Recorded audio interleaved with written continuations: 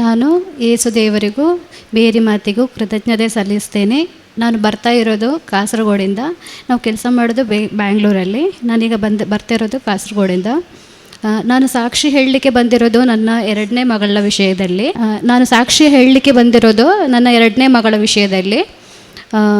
ನನಗೆ PCOS ಮತ್ತು diabetic. ನಾನು 6/3/2023 ನಾನು ಒಡಂಬಡಿಕೆ ಮಾಡಿಕೊಂಡಿದ್ದೆ. ಅದಕ್ಕೆ ಮುಂಚೆ ನಾನು ಎರಡನೇ ಮಗುವಿಗೆ ನಾವು ಟ್ರೈ ಮಾಡಿದ್ವಿ. ನಾನು ಡಾಕ್ಟ್ರ್ ಹತ್ರ ಕನ್ಸಲ್ಟ್ ಮಾಡಿದೆ. ನನಗೆ PCOS ಪ್ರಾಬ್ಲಮ್ ಇದೆ. ನಾನು ಕನ್ಸಲ್ಟ್ ಮಾಡಿ ಟ್ರೀಟ್ಮೆಂಟ್ ತೊಗೊಂಡೆ. 2 ಸಲವೂ ನನಗೆ ಕನ್ಸೀವ್ ಆಗಿಲ್ಲ. ನಾನು ಆಮೇಲೆ ಇಲ್ಲಿ ಬಂದು ಒಡಂಬಡಿಕೆ ಮಾಡಿ ಆಮೇಲೆ ನನಗೆ ಮೊದಲನೇ ಒಡಂಬಡಿಕೆಯಲ್ಲಿ ನಾನು ಮಗು ಬೇಕು ಅಂತ, ಆರೋಗ್ಯವಾದ ಒಂದು ಮಗು ಬೇಕಂತ ನಾನು ಕೇಳಿದ್ದೆ. ಇಲ್ಲಿ ಬಂದು ನಾನು ಮಾರ್ಚಲ್ಲಿ ಒಡಂಬಡಿ ಮಾಡಿದ್ದೆ. ನಾನು ಕನ್ಸೀವ್ ಆಗಿರೋದು ಡಿಸೆಂಬರಲ್ಲಿ ಕನ್ಸೀವ್ ಆಯಿತು. ಶುಗರೆಲ್ಲ ಕಂಟ್ರೋಲ್ ಇತ್ತು. ನಾನು ಹೀಗೆ 7 ತಿಂಗಳ ತನಕ ಮಗುಗೇನು ಪ್ರಾಬ್ಲಮ್ ಸ್ಕ್ಯಾನಿಂಗಲ್ಲೇನು ಇರಲಿಲ್ಲ.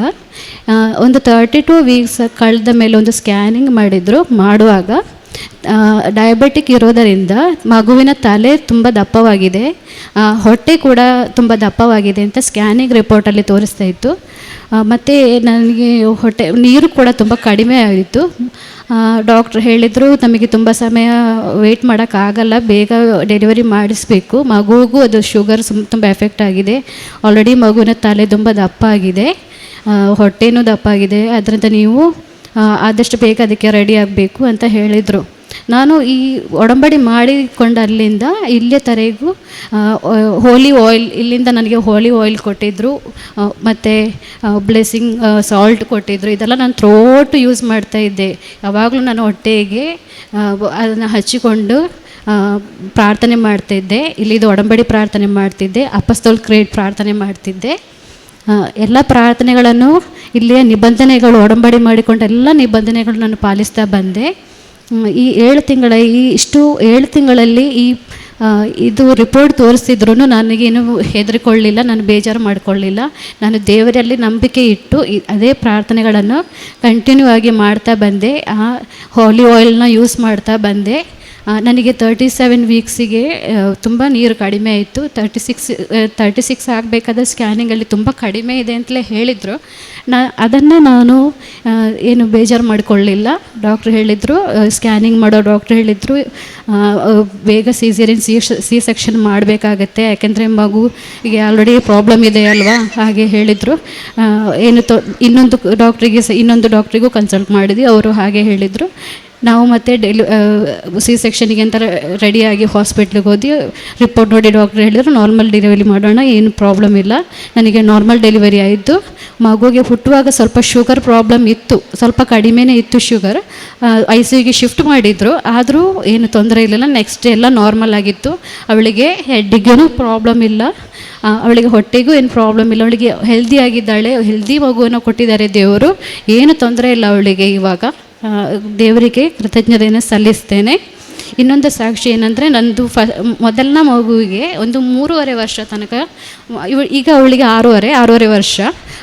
ಅವಳೊಂದು 3 ವರ್ಷ ತನಕ ಅವಳಿಗೆ ಮಾತಾಡಲಿಕ್ಕೆ ಅವಳಿಗೆ ಆಗ್ತಾ ಇರಲಿಲ್ಲ. ಕಮ್ಯುನಿಕೇಟ್ ಮಾಡೋಕ್ಕೆ ತುಂಬ ಕಷ್ಟ ಇತ್ತು. ಅವಳಿಗೆ ಭಾಷೆ ಅರ್ಥ ಆಗ್ತಿರ್ಲಿಲ್ಲ, ಕಮ್ಯುನಿಕೇಟ್ ಮಾಡೋಕ್ಕಾಗ್ತಿರ್ಲಿಲ್ಲ. ನಾವು ಹೇಳಿದವಳಿಗೆ ಅಷ್ಟೊಂದು ಅರ್ಥ ಆಗ್ತಿರ್ಲಿಲ್ಲ.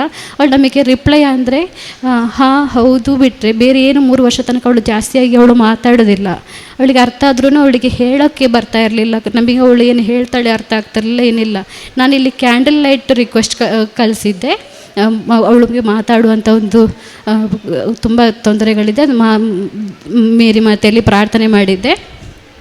ಅದರ ಪ್ರಕಾರನೇ ಅವಳ ಲ್ಯಾಂಗ್ವೇಜ್ ಸ್ಕಿಲ್ ಇಂಪ್ರೂವ್ ಆಯಿತು. ಅವಳು ಚೆನ್ನಾಗಿ ಮಾತಾಡ್ತಾಳೆ. ಇವಾಗ ಮಲಯಾಳಂ ಚೆನ್ನಾಗಿ ಮಾತಾಡ್ತಾಳೆ, ಕೊಂಕಣಿ ಮಾತಾಡ್ತಾಳೆ, ಇಂಗ್ಲೀಷು, ಕನ್ನಡ ಎಲ್ಲ ಚೆನ್ನಾಗಿ ಮಾತಾಡ್ತಾಳೆ. ಅವಳಿಗೆ ಸ್ಕಿಲ್ ಎಲ್ಲ ಬಂದಿದೆ, ದೇವರ ಆಶೀರ್ವಾದ ಇದು. ಇನ್ನೊಂದು ಸಾಕ್ಷಿ ಏನಂದರೆ, ನಮ್ಮ ಒಂದು 4 ವರ್ಷದಿಂದ ಒಂದು ಪ್ರಾಪರ್ಟಿ ಇತ್ತು ನಮಗೆ ಪಂಚದಲ್ಲಿ. ಅದನ್ನು ನಾವು ಸೇಲ್ ಮಾಡಲಿಕ್ಕೆ ತುಂಬ ನೋಡಿದ್ವಿ, ತುಂಬ ಜನ ಬರ್ತಾಯಿದ್ರು. ಅದು ಏನೋ ಕಾರಣಗಳಿಂದ ಅದಕ್ಕೆ ಅಡ್ಡಿ ಬಂತು, ಅದು ಕ್ಯಾನ್ಸಲ್. ಅದು 4 ವರ್ಷದಿಂದನೂ ಟ್ರೈ ಮಾಡಿದ್ವಿ. ತುಂಬ ಜನ ಬಂದಿದ್ದರು ನೋಡೋಕ್ಕೆ, ಆದರೆ ನಡೀಲಿಲ್ಲ. ನಾನು ಇಲ್ಲಿ ಬಂದು ಒಡಂಬಡಿಕೆ ಮಾಡಿಕೊಂಡದ್ರಲ್ಲಿ ನಾನು ಇಟ್ಟಿದ್ದೆ ಅದರದ್ದೊಂದು ಪ್ರಾಪರ್ಟಿ ಸೇಲ್ ಆಗಬೇಕು ಅಂತ. ಅದು ನನಗೆ ನಾನು ಒಡಂಬಡಿ ಮಾಡಿ ಇಲ್ಲಿ ಬಂದು 1 ವಾರದಲ್ಲಿ ನನಗೆ ಅದು ಅಷ್ಟು ಬೇಗ ಕ್ವಿಕ್ಕಾಗಿ ನನಗೆ ಅದು ಆಯಿತು. ಬಂದು ಇಲ್ಲಿದೆಲ್ಲ ಪ್ರಾರ್ಥನೆ ಮಾಡಿದ್ದೆ. ನಾನು ಇಲ್ಲಿಂದ ತಗೊಂಡೋಗಿರುವ ಉಪ್ಪು ಇದೆ, ಅದನ್ನು ಬ್ಲೆಸ್ ಮಾಡಿರುವಂಥ ಸಾಲ್ಟ್ ಅದನ್ನು ನಾನು ನಮ್ಮ ಜಾಗದಲ್ಲಿ ಹಾಕಿ ಇಟ್ಟು ಪ್ರಾರ್ಥನೆ ಮಾಡಿದ್ದೆ. ನಂಗೆ ಬೇಗನೆ ಅದು ಪ್ರಾಪರ್ಟಿ ಸೇಲ್ ಆಯಿತು. ಅದು ತುಂಬ ನನಗೆ ಒಂದು ದೊಡ್ಡ ದೇವರ ಆಶೀರ್ವಾದ ಆಯಿತು. ಅದೇ ಪ್ರಕಾರ ನಾನು ಇಲ್ಲಿ ಬಂದೆಲ್ಲ ನಿಬಂಧನೆಗಳನ್ನು ಪಾಲಿಸ್ತಿದ್ದೇನೆ. ನನಗೆ ತುಂಬ ಕೋಪ ಜಾಸ್ತಿ, ಬೇಗ ಕೋಪ ಬರುತ್ತೆ, ಬೇಗ ರಿಯಾಕ್ಟ್ ಮಾಡುವಂಥ ಒಂದು ಸ್ವಭಾವ ನನಗೆ. ಇಲ್ಲಿ ಬಂದಾದಮೇಲೆ ತುಂಬ ಪೇಷನ್ಸ್ ಬಂದಿದೆ ನನಗೆ. ತುಂಬ ತಾಳ್ಮೆಯಿಂದ, ದೇವರ ಥರ ತಾಳ್ಮೆಯಿಂದ ನಾವು ಬದುಕಬೇಕು ಅಂತ ಅರ್ಥ ಆಗಿದೆ. ನಾನು ತುಂಬ ತಾಳ್ಮೆ ತಗೊಳ್ತೀನಿ. ಇನ್ನೊಂದು, ಬೇರೆಯವರು ಏನು ಹೇಳಿದ್ರು, ಬೇರೆಯವ್ರ ಹತ್ರ ಕ್ಷಮಿಸಲಿಕ್ಕೆ ಒಂದು ಒಳ್ಳೆ ಮನಸ್ಸು ಬಂದಿದೆ. ಯಾರಾದರೂ ಬೇಜಾರು ಮಾಡಿದ್ರು ಅದನ್ನು ಕ್ಷಮಿಸಬೇಕು ಅಂತ, ಅದನ್ನು ಕ್ಷಮಿಸಲಿಕ್ಕೆ ಒಂದು ದೇವರ ಆಶೀರ್ವಾದ ಕೊಟ್ಟಿದ್ದಾರೆ. ಯೇಸು ದೇವರಿಗೂ ಮೇರಿ ಮಾತೆಗೂ ಕೃತಜ್ಞತೆ ಸಲ್ಲಿಸ್ತೇನೆ. ಆಮೇಲೆ ನಾನು ನನ್ನ ಹತ್ರ ಆಗೋ ಹೆಲ್ಪ್ಗಳನ್ನೆಲ್ಲರಿಗೂ ಮಾಡ್ತೇನೆ. ನಾನು ಇಲ್ಲಿಂದ ಪತ್ರಿಕೆಗಳನ್ನು ವಿತರಣೆ ಮಾಡ್ತೇನೆ. ಇಲ್ಲಿದ್ದ ಪತ್ರಿಕೆ ನಾನು ಬ್ಯಾಂಗ್ಳೂರು ತಂದು ಎಲ್ಲ ಪತ್ರಿಕೆಗಳನ್ನು ವಿತರಣೆ ಮಾಡಿದ್ದೀನಿ. ಮತ್ತು ನಾನು ರೋಗಿಗಳಿಗೆಲ್ಲ ಆಗುವಂತಹ ಸಹಾಯ ಮಾಡಿದ್ದೀನಿ. ಎಲ್ಲ ಅನುಗ್ರಹ ಕೊಟ್ಟಿರುವಂತಹ ದೇವರಿಗೆ സ്തുതി സ്തോത്ര എല്ലാം ഞാൻ സല്ലിಸ್ತೇನೆ. കൃതജ്ഞതകളോ ദേവരികെ. ദൈവമേ, ഞങ്ങളെ പുനരുദ്ധരിക്കണമേ. അങ്ങയുടെ മുഖം പ്രകാശിക്കുകയും ഞങ്ങൾ രക്ഷപ്പെടുകയും ചെയ്യട്ടെ. സങ്കീർത്തനം 80:3 തിരുവചനങ്ങൾ അരുളി ചെയ്യുന്നത് പോലെ കർത്താവിൻ്റെ മുഖം പ്രകാശിച്ച് ഇന്ന് തങ്ങളുടെ കുടുംബത്തിൽ തങ്ങൾക്ക് രണ്ടാമതൊരു കുഞ്ഞിനെ ലഭിച്ച അനുഭവമാണ് ബിസ്മി ജോസഫും ജീവിത പങ്കാളിയും ഇവിടെ വന്ന് പങ്കുവയ്ക്കുക. IT ഫീൽഡിൽ ബാംഗ്ലൂർ വർക്ക് ചെയ്യുന്നു. ഹസ്ബൻഡ് ഈ മകളും അവിടെ തന്നെ ജോലി ചെയ്യുകയാണ്. തങ്ങൾക്ക് ആദ്യത്തെ ഒരു കുട്ടി കഴിഞ്ഞിട്ട് 6 വർഷം കഴിഞ്ഞിട്ടും തങ്ങൾക്കൊരു കുഞ്ഞില്ലാതെ വരുമ്പോൾ ഡോക്ടേഴ്സിനെ അപ്രോച്ച് ചെയ്യുന്നുണ്ട്. ആദ്യത്തെ കുട്ടി ട്രീറ്റ്മെൻറ്റിലൂടെയാണ് ലഭിച്ചത്. പിന്നീട് രണ്ടാമത് തങ്ങൾക്ക് ഒരു കുഞ്ഞിനെ നോർമലായിട്ട് വേണം. ആ ഒരു ആഗ്രഹത്താലാണ് ഉടമ്പടി എടുക്കുകയും നിറച്ച വസ്തുക്കൾ ഉപയോഗിക്കുന്നു. ഈ മകൾക്ക് PCOS പ്രോബ്ലംസ് ഉള്ളതാണ്. എന്നാൽ അതുപോലെ തനിക്ക് താൻ ഷുഗർ, BP, ഇങ്ങനെ ഡയബറ്റിക് പേഷ്യൻ്റൊക്കെയാണ്. ഈ ഒരു അവസരത്തിൽ ഇൻസുലിൻ 2 നേരമൊക്കെ എടുക്കുന്ന മകളാണ്. അങ്ങനെയുള്ള ടാബ്ലറ്റുകളുമൊക്കെ എടുക്കുന്ന മകള് ഈ അവസരത്തിലാണ് ഇവിടെ വന്ന് ഉടമ്പടി എടുക്കുകയും തങ്ങൾക്ക് രണ്ടാമത് നോർമലായിട്ട് ഒരു കുഞ്ഞിനെ കൺസീവ് ചെയ്യാനായിട്ട് സാധിച്ചു. തനിക്ക് ഉടമ്പടി നേർച്ച വസ്തുക്കൾ താൻ ഉപയോഗിച്ചു. അങ്ങനെ പരിശുദ്ധ അമ്മയുടെ മധ്യസ്ഥതയിൽ മാത്രം തങ്ങൾക്ക് കിട്ടിയ കുട്ടിയായിട്ടാണ് രണ്ടാമത്തെ കുഞ്ഞ് അങ്ങനെ ലഭിച്ചതാണെന്ന് പറയുന്നു. അതോടൊപ്പം തന്നെ 7ാമത്തെ മാസം കുഞ്ഞ് സ്കാനിങ്ങിൽ കുഞ്ഞിന് ഒത്തിരി പ്രോബ്ലം ഉള്ളതായിട്ട് ഡോക്ടേഴ്സ് കാണുന്നു.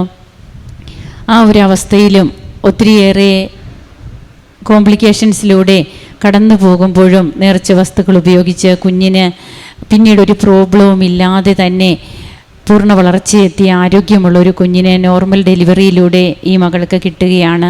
അതിനുശേഷം വീണ്ടും തൻ്റെ ഹസ്ബൻഡിൻ്റെ കാര്യവും, അതായത് ഹസ്ബൻഡിൻ്റെ രോഗസൗഖ്യമുണ്ട്. അതുപോലെ തന്നെ കുഞ്ഞിന് മൂത്ത കുട്ടിക്ക് കിട്ടിയ സൗഖ്യാനുഭവമുണ്ട്. ആസ്മയൊക്കെ ആയിരുന്നു ആ കുഞ്ഞിന്. അതും നേർച്ച വസ്തുക്കളിലൂടെ മാറുന്നു. തങ്ങൾക്ക് 4 വർഷമായിട്ടൊരു പ്രോപ്പർട്ടി വിൽക്കാനുണ്ടായിരുന്നു. നേർച്ച വസ്തുക്കൾ അവിടെ ഉപയോഗിച്ച് പ്രാർത്ഥിക്കുമ്പോൾ, വിശ്വാസ പ്രമാണമൊക്കെ ചൊല്ലി പ്രാർത്ഥിക്കുമ്പോൾ അതിനുമൊക്കെ ലൈറ്റ് ക്യാൻഡിൽ പ്രെയർ റിക്വസ്റ്റ് ഇട്ടുന്നു. അങ്ങനെ ഒത്തിരിയേറെ കൃപകൾ തങ്ങൾക്ക് ലഭിച്ചു.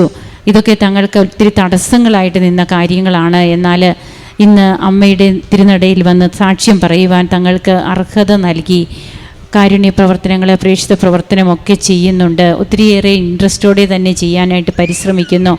അതോടൊപ്പം തനിക്ക് വ്യക്തിപരമായിട്ട് വന്ന മാറ്റം, തൻ്റെ ദേഷ്യ സ്വഭാവം, അതൊക്കെ തനിക്ക് ഒത്തിരിയേറെ ഇതിലൂടെ ഉടമ്പടിയിലൂടെ ജീവിച്ച് തനിക്ക് അതൊക്കെ കുറേയെങ്കിലുമൊക്കെ ഈശോയെ സ്നേഹിച്ച് തൻ്റെ ആ സ്വഭാവത്തിൽ മാറ്റം വരുത്തുവാനും എളിമപ്പെട്ട് ജീവിക്കുവാനുമൊക്കെ കഴിയുന്നു. അങ്ങനെ ഇന്ന് ഇവിടെ വന്ന് ഉടമ്പടി പുതുക്കി തങ്ങളുടെ മക്കളുമായിട്ട് വന്ന് സാക്ഷ്യം പറയുന്ന ഈ കുടുംബത്തോടൊപ്പം ദൈവമേ ഞങ്ങളെ പുനരുദ്ധരിക്കണമേ, അങ്ങയുടെ മുഖം പ്രകാശിക്കുകയും ഞങ്ങൾ രക്ഷപ്പെടുകയും ചെയ്യട്ടെ എന്ന് സങ്കീർത്തകൻ പറയുന്നത് പോലെ ദൈവത്തിരുമുൻപിലൂടെ തങ്ങളെടുത്ത ഉടമ്പടിയിൽ ഇന്ന് വിശ്വസ്തരായി നിന്ന് ഉടമ്പടി ജീവിതം നയിച്ച് കർത്താവ് ചെയ്ത കൃപകൾക്ക് ഈ കുടുംബം നന്ദി പറയുകയാണ്. നമുക്കും കരങ്ങളടിച്ച് ഈശോയ്ക്കും അമ്മയ്ക്കും നന്ദി പറയാം, ദൈവത്തെ മഹത്വപ്പെടുത്താം, ആരാധിക്കാം. അത്യപൂർവ ദൈവാനുഭവങ്ങൾ ഇനി നിങ്ങൾക്കും സ്വന്തം. ഈ യൂട്യൂബ് ചാനൽ ഇതുവരെ സബ്സ്ക്രൈബ് ചെയ്തിട്ടില്ലെങ്കിൽ ഇപ്പോൾ തന്നെ സബ്സ്ക്രൈബ് ചെയ്യുക. ഈ വീഡിയോ ഇപ്പോൾ തന്നെ നിങ്ങളുടെ സുഹൃത്തുക്കൾക്ക് ഷെയർ ചെയ്തുകൊണ്ട് കർത്താവിൻ്റെ പ്രേക്ഷിതരാകുക.